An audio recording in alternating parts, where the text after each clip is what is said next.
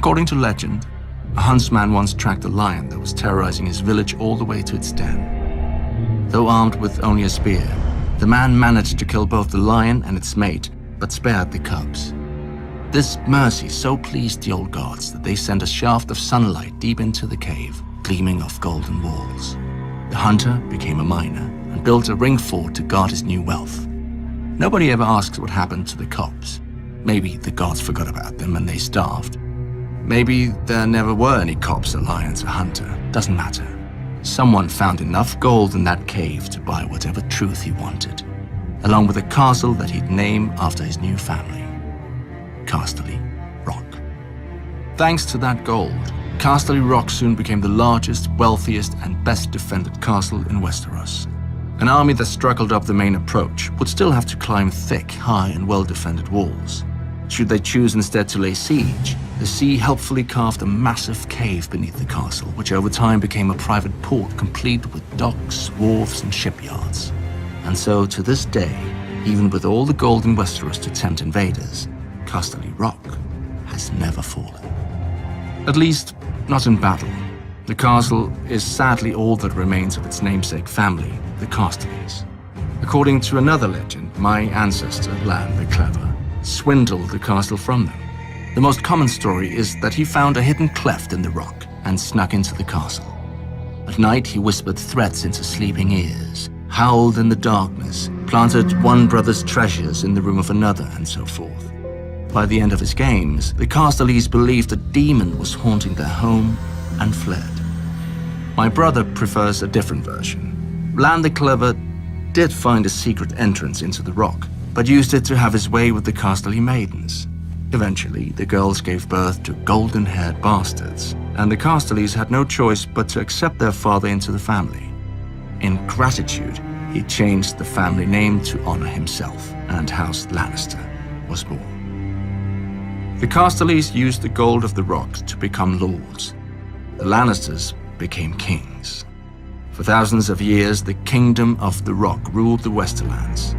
When the Ironborn became a nuisance, my ancestors sailed to the Iron Islands and returned with 100 Ironborn hostages, promising to hang one from the rock every time the Ironborn dared raid our shores. The Ironborn stayed away, well, after 20 or so. When the Andals arrived after sweeping across the rest of Westeros, we invited their sons and daughters into the rock as squires and court ladies. I don't think we ever had to hang any of them. Finally, Aegon the Conqueror defeated us on the Field of Fire, and my ancestor knelt. Still, little changed but titles and taxes. For when Visenya Targaryen saw the rock, she gave thanks that my ancestor had met Aegon on the field. Even Dragonflame would have washed over the castle like the waves and left just as much a mark. When disciplining unruly vassals, most lords sent armies. My father Tywin only had to send a singer. There's no faster way to dull a vassal's ambition or any festive occasion than hearing the Rains of Castamere. The House Rain of Castamere was an old and proud house that was slowly sinking back into the muck. Their mines had run dry. Without gold, they turned to a more common source of wealth: daughters. Lady Ellen Rain was betrothed to my great-uncle, but when he fell in battle, Lady Ellen sought comfort in his twin brother's bed, beating out the other woman he promised to marry. Then the husband, who had shared his twin's wife, shared his twin's death on a different battlefield. Lady Ellen flung herself at the new, and married, heir to the rock. But my grandfather Titus was more kitten than lion. He ran away and told his wife of Lady Ellen's designs, and Lady Ellen soon found herself married off to Walder Tarbeck, lord of another failing house. The Rains and Tarbecks should have sunk into obscurity together, and they would have if not for my grandfather becoming Lord of Casterly Rock. At first, the Westerlands laughed with the Laughing Lion, as the jovial Titus was called. But when men realized this lion had neither teeth nor claws, they started to laugh at him. None laughed harder than the Rains and Tarbecks. Though Lady Ellen was no longer welcome at Casterly Rock, Titus didn't refuse her brothers, Roger and Reynard Rain, not even when they asked for extravagant loans. Thanks to our family's gold, Lady Ellen restored Tarbeck Hall to a splendor she hadn't known since being cast out of our home. When my grandfather broached the subject of repayment, Roger and Reynard only laughed. And soon enough, my grandfather was laughing along with them. Then my father Tywin returned from the War of the Ninepenny Kings, where he'd seen how the rest of the realm sniggered at House Lannister.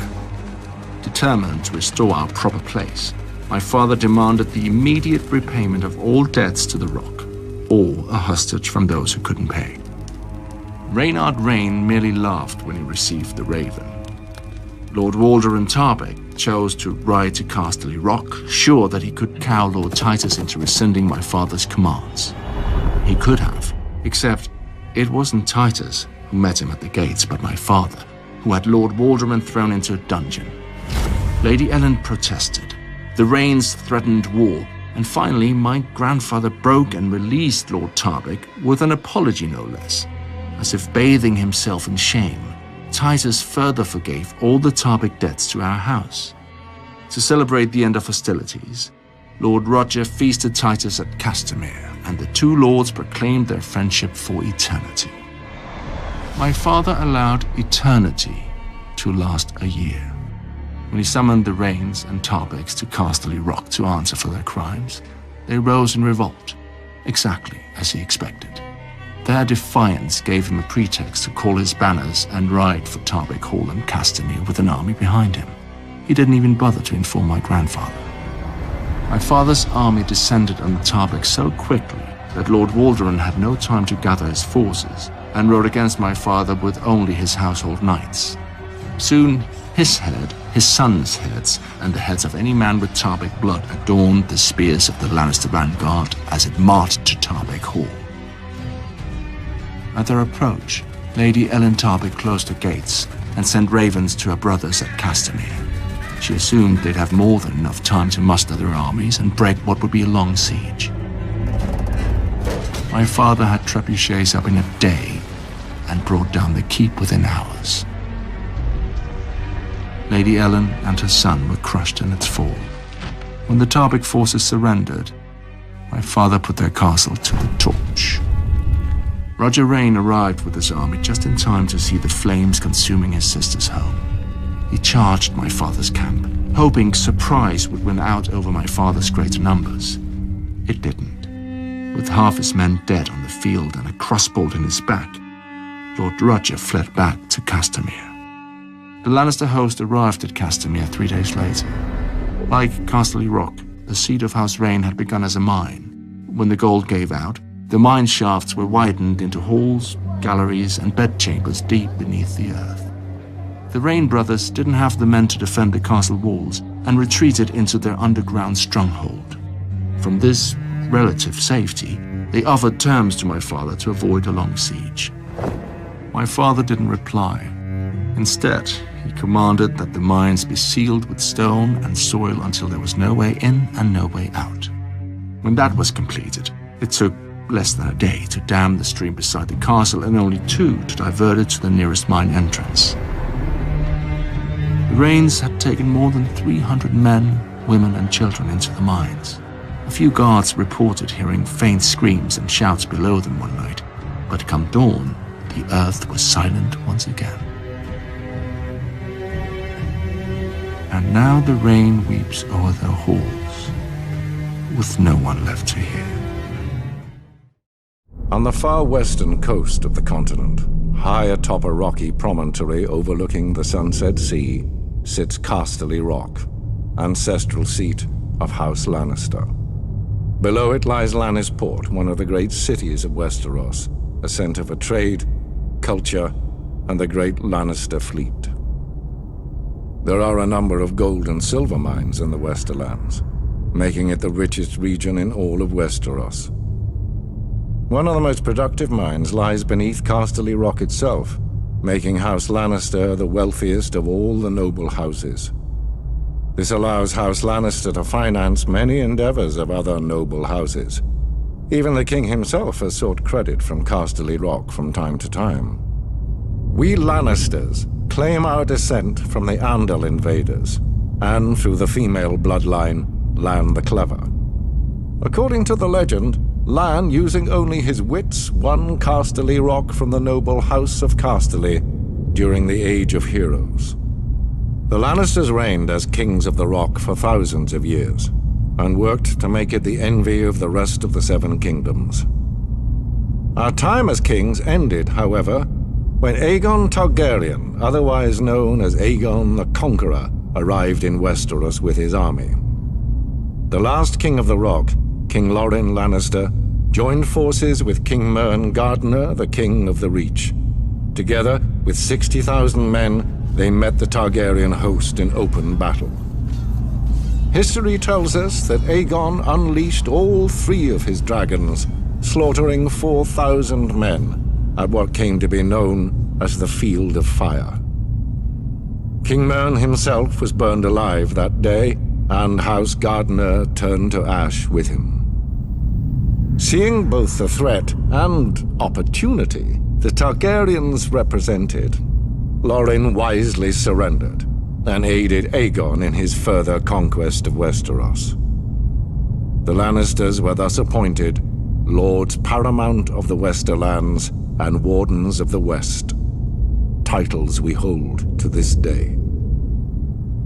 Let us be clear, though. It is neither luck nor royal favor that makes our house prosperous. There have been times in our history where some have thought us weak, lazy, or opulent. My father, Titus Lannister, nearly bankrupted our house with his poor investments, and allowed himself to be mocked openly at court. When our vassal, the Rains of Castamere, dared to rise up against the Lannisters, they learned how dangerous it can be to taunt a lion. I, Tywin Lannister, led the assault on Castamere to put down this rebellion. I made an example of them, to anyone who doubts our might. They even made a quaint song about the fates of the Rains of Castamere. Sadly, there are no Rains left to hear it. Today, the Golden Lion of Lannister is rightly admired and feared throughout the Seven Kingdoms. Our words are, "Hear me roar." But there are other words that should be remembered when crossing a Lion of Casterly Rock. A Lannister always pays his debts.